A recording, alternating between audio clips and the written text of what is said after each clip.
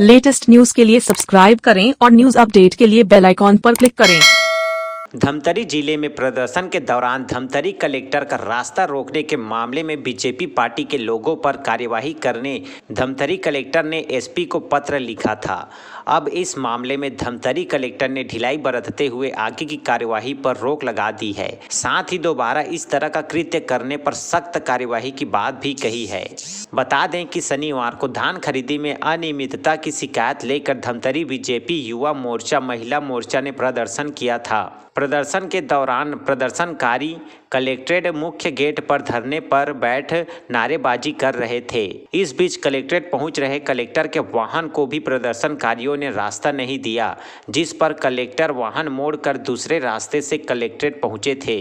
Collector Dhamtari Jayaprakash Maurya प्रदर्शनकारियों के बीच पहुंचकर किसी कलेक्टर का रास्ता रोकने का अधिकार उन्हें नहीं है कहने पर प्रदर्शनकारियों और कलेक्टर के बीच तीखी बहस हुई थी। इस मामले में धमतरी कलेक्टर ने एसपी को एक लिखित पत्र जारी कर शासकीय कार्य में बाधा उत्पन्न करने पर प्रदर्शनकारियों पर कार्यवाही की मांग की थी, जिस पर अब ढिलाई बरतते हुए कलेक्टर ने इस मामले में पहली दफा हुई गलती को दरकिनार करते हुए आगे किसी भी राजनीतिक दल द्वारा इस तरह का विरोध सामने नहीं आने की अपील की है। क्लिपा 28 के लिए धमतरी से विनोद चावला की रिपोर्ट। किया गया था। नहीं, देखिए उसमें तो मैं क्लियर कट ये कहना चाहता हूँ कि ज्ञापन देने के लिए एक ऑलरेडी कलेक्टर 100% ज्ञापन नहीं ले सकता है।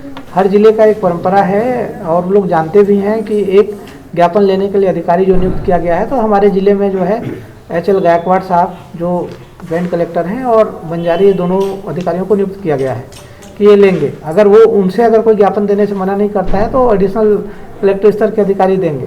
और उसके बावजूद भी यदि उन लोग ज्ञापन उनसे भी नहीं लेना चाहते तो कलेक्टर उसको ज्ञापन दे सकते हैं, यदि कलेक्टर उपलब्ध रहे तो।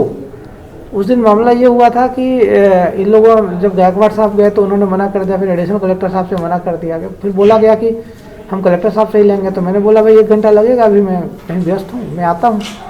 तो उनके बोलने ज्ञापन लेने के लिए मैं यहाँ पर आया और मैं आया तो मैंने देखा कि जो मुख्य दरवाज़ा है यहाँ से मेरी गाड़ी प्रवेश करती है, वहाँ पर बैठे थे।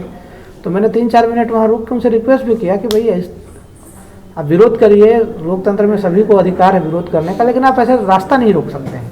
रास्ता रोकना मतलब वो एक अनविलेबल ऑफेंस में आता है, वो शासकीय कार्य में बाधा।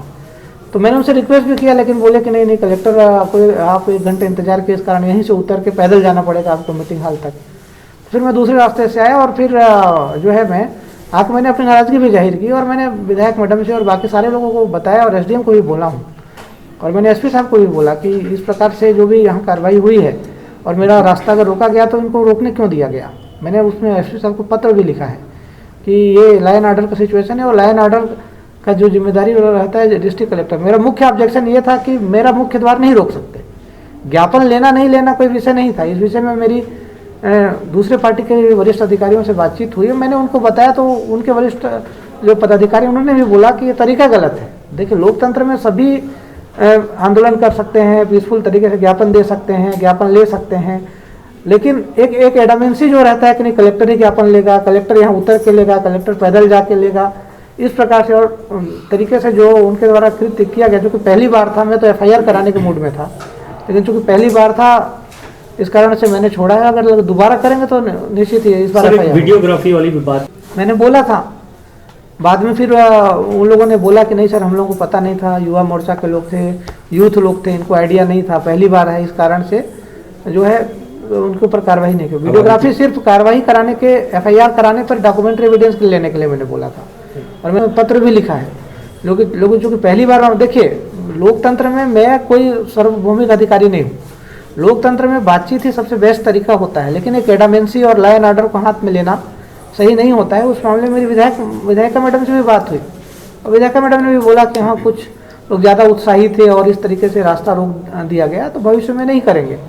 तो अगर बातचीत से अगर चीज़ों का समाधान हो जाता है तो FIR कोई उसका रास्ता नहीं है। लेकिन मैंने SDM और ADM साहब को भी बोला है कि जितने भी पार्टी के वरिष्ठ पदाधिकारी हैं, चाहे जिस भी दल के हों, उनसे बातचीत किया जाए कि आप आइए, आप निर्धारित जगह में धरना दीजिए, प्रदर्शन करिए, घंटों बैठिए, नारे लगाइए, कोई रोक नहीं है। लेकिन आप कलेक्टर की गाड़ी रोक दोगे, कलेक्टर का दरवाजा बंद कर दोगे तो फिर FIR होगा इसमें। For more news updates, do subscribe, like, share and comment. Clipper 28.